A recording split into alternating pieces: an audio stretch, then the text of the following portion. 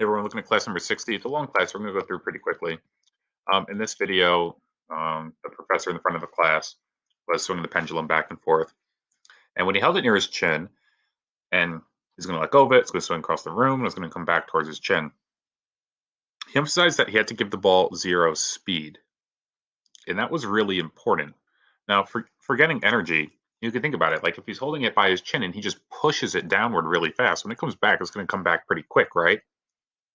So from an energy standpoint, well, why does it have to be zero speed? Well, when he's holding it, it only has potential energy.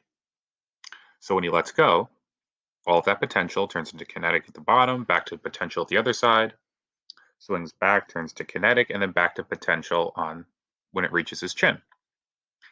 If you were to give it potential energy and kinetic energy from the start, it would go much higher when it reaches the other side when all of that energy turns into just potential.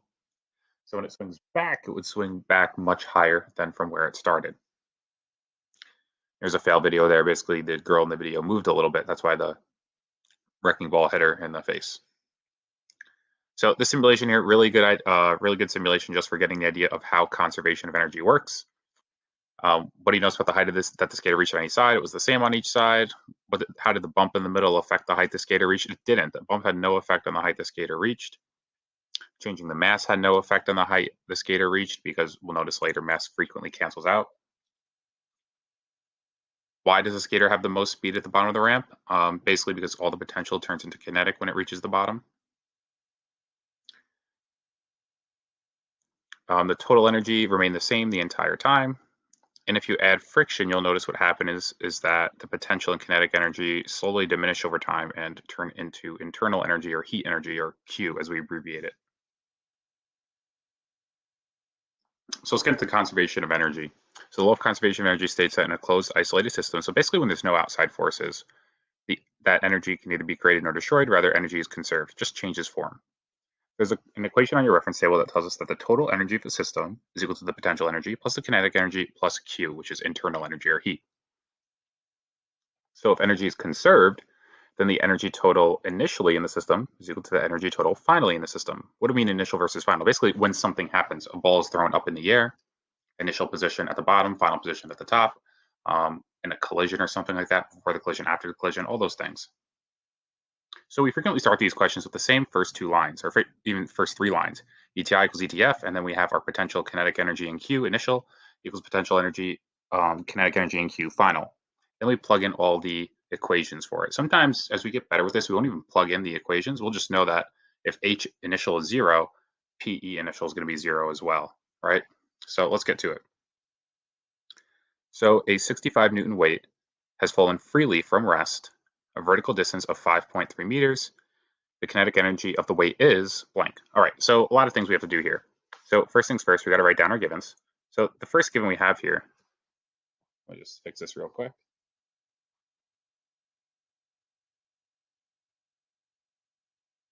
Sorry, I was having a little trouble with this.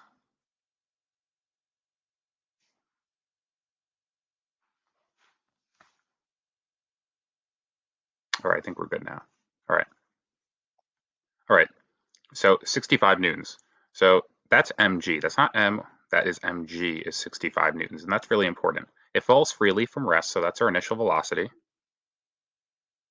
a distance of that many meters. So we'll talk about that distance in a second. And it's looking for the kinetic energy of the weight after it fell. So it's looking for Ke final. All right. So let's think of our initial and final position. So we have our initial position here and final position down here. So the ball falls, right? So we got to start thinking about all these things. So we know the initial velocity is 0. And one other thing about this is the height. All right. So what we'll notice here is that the initial height of the system is going to be 5.3 meters. And the final height of the system, when it reaches whatever that lower height is, we'll say 0 meters. So it falls a total of 5.3 meters. Great. All right, so let's get to it. So ETI equals ETF. I'm going to skip writing that line, but you should write it down for good habit. So then we're going to write down PEI plus KEI plus QI equals PEF plus KEF plus QF. Now, if a question does not mention anything about friction, internal energy, heat, any of that stuff, Q is gone. So let's get rid of Q. It doesn't mention it at all. So now let's plug in. We have, let's see, PEI, so we have MGHI plus KEI, 1/2 MV initial squared equals PE final, MGH final, plus KE final. Now I'm going to leave that as KE final because that's our unknown. We're looking for that value. All right, so MGH initial. So for MGH initial, we have mg, which is 65. I'll write that down as 65 newtons. No need to turn it into mass and then multiply by g again. It's 65 newtons. Just plug that into mg. The initial height is 5.3 meters. Now the next term ends up being 0. Think about why. Plug it in. The initial velocity is 0, right? So that whole term is 0. If it weren't 0, you would have to solve for mass and plug it in there. To solve for mass, you simply divide 65 by 9.8. MGH final, all right? So we know mg again is equal to 65. And we know that h final is going to be 0 meters. I'll plug that in. Why not? Well, that ends up being 0 also. All right, so that goes away as well. So I don't even really need to plug it in, but it's not a bad habit to do. We're looking for KE final. All right, and what ends up happening is that we have 344.5 joules is our final kinetic energy. All right, so when this thing falls, 344.5 joules of potential energy turned into kinetic. All right. So for next time we swung a ball in front of the classroom, we have its initial height and its final height. All right, so let's get into it. And we are looking for the velocity at the bottom of the swing arc. So let's write PEI plus KEI plus QI equals PEF plus KEF plus QF. Okay, the initial position is when it's held up high. The final position is when it gets to the bottom of its swing. So I'm telling you to neglect friction, so let's get rid of that Q. Those go away. Right, PEI. Okay, I think I told you that the mass of the bowling ball... Oh, wait, we actually don't need the mass of the bowling ball, so that's actually pretty good. We'll actually see why in a second. MGH initial plus 1/2 MV initial squared equals, we're looking for the final velocity, right? So hopefully we're good there. MGH final plus 1/2 MV final squared. Notice how all the masses cancel out here. We have a mass in every term, so that's actually kind of nice. So that does happen very frequently, and fortunately for us, it happens again. All right, so G is going to be 9.8. I'm going to leave the units out, but you definitely have to write the given somewhere with the units, all right? But just for time's sake, I am not going to write them down. We know the initial height. Now, the initial velocity, well, it started at rest, right? I held it and I let go of it. So that goes away, equals MGH final. So we have 9.8, final height is 0.2, plus 1/2 V final squared. Work through the algebra. I don't have a calculator on me, so probably going to make some mistakes even if I tried. You should get the final velocity is about 1.88 meters per second. All right, so just make sure you're able to do that algebra on your own. So we have a baseball that's 1.8 newtons and it's dropped. So we have mg equals 1.8 newtons and it's dropped from a height of 10 meters. So I'm going to say that the initial height is 10 meters. And it falls through the air to the ground. The kinetic energy of the ball is 11 joules the instant before the ball strikes the ground. So we're looking for KE final, or excuse me, KE final is equal to 11 joules. The maximum amount of mechanical energy converted to internal energy during the fall is blank. So we're looking for delta Q, so we can't ignore Q anymore. That's our unknown. How much heat energy was generated? So let's write PEI plus KEI plus QI equals PEF plus KEF. QF. Okay, so PE initial that's going to be MGH initial. Okay, we have all those values, so that's no problem. KE initial. Hopefully we know that KE initial is 0 because the ball is dropped. So I'm actually just going to write that the initial velocity is 0 because, you know, sometimes it's nice to just plug things in. 1/2 MV initial squared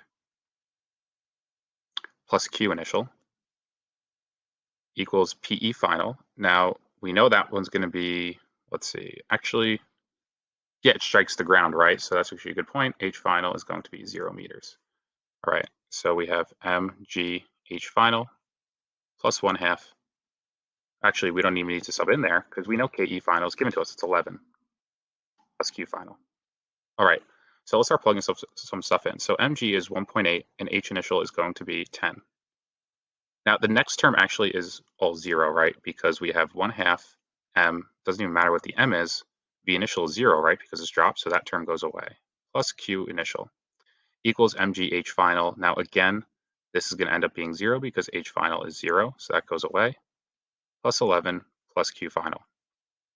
All right, on the left-hand side, we have 18 plus Q initial equals 11 plus Q final. And we end up getting that, let's see, oh wait, we have two unknowns. Well, how do we do this? Well, it's not that bad. I'm going to subtract 11 from both sides and then subtract Q initial from both sides. So I have 7 joules equals Q final minus Q initial. That's delta Q. That's how much Q changed by. So there's our value.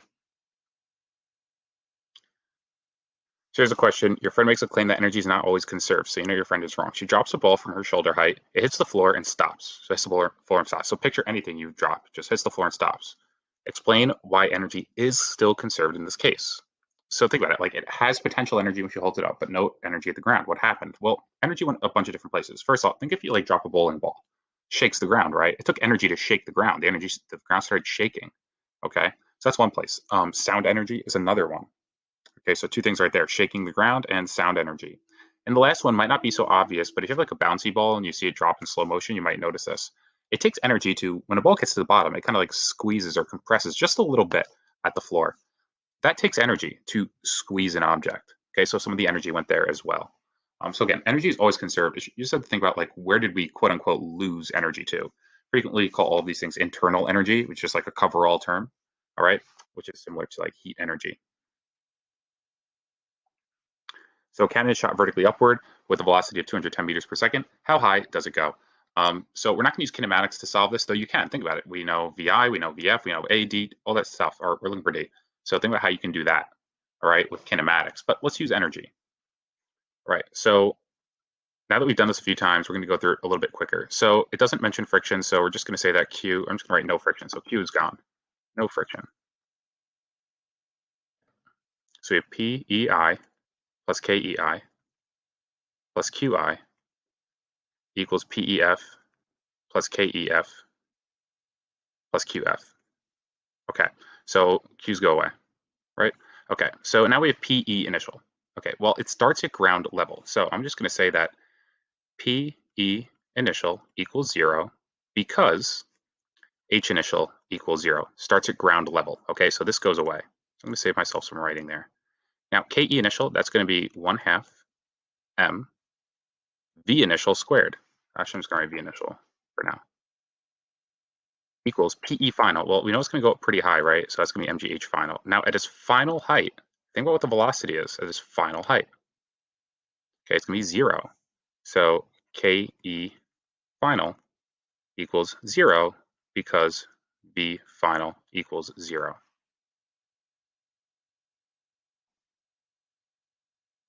Now, maybe it's a good idea to draw a picture because we really should establish what's our initial position and our final position. I didn't do that earlier, so let's just do that because you should always really do that. So the ball starts down here, is thrown upward. So this is our initial. And it goes up, up, up, up, up, and it reaches its highest point. That's going to be our final. So that's why we know the velocity is 0 up there, because at the max height, which is what we're looking for, the final velocity is 0, so our kinetic energy final is 0. Notice here the masses still cancel because there's a mass in every term. Always make sure there's a mass in every term before you cancel the masses. And we have 1/2. The initial velocity is 210. Don't forget to square it, just the 210. And we have 9.8. Solve for H final. And you should get 2250 meters equals H final. All right. And if you use kinematics to solve this, you'll get the same answer. If you use like VF squared equals VI squared plus 2AD, you'll get the same answer. Try it out. All right, there's no friction in this one either. So ball is dropped from a certain height. The instant before it hits the ground, it is traveling 15 meters per second. How high was it dropped from? So we're looking at the reverse situation. So we have the initial position is up there, and this is our final position down here. All right, so you're probably getting pretty good at this point. So I'm going to go through this pretty quickly. PEI plus KEI plus QI equals PEF plus KEF plus QF. Now, you don't need to include the Q's if you can establish very quickly that there is no friction, but I always kind of like to write it in just for consistency's sake. Now, potential energy initial. Okay, well, we know it has an initial height, right? So we know the initial height is not 0.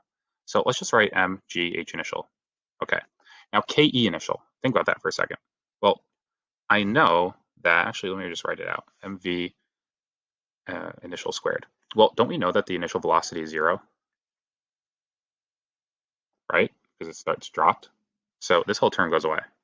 So let's cross out KE initial, that goes away. Okay, because V initial is 0, that's why. Again, if you want to plug in 0 for it, you can, that's fine. Equals PE final. Well, it reaches ground level, doesn't it? So we can say that H final is equal to 0. So when we have MGH final, we know that this is going to be 0 as well, because do it right now. Plug in 0 for H final. It's always going to be 0 if it reaches the ground. And KE final, well, we have 1/2 MV final squared. Okay, so MGH initial, well, look at this, masses cancel, nice. All right, it's mass in every term. So you have 9.8. H initial is my unknown, looking for how high up it started. And V final is actually 15, it's given to us. All right, work through the math there, you should get 11.5 meters for the initial height.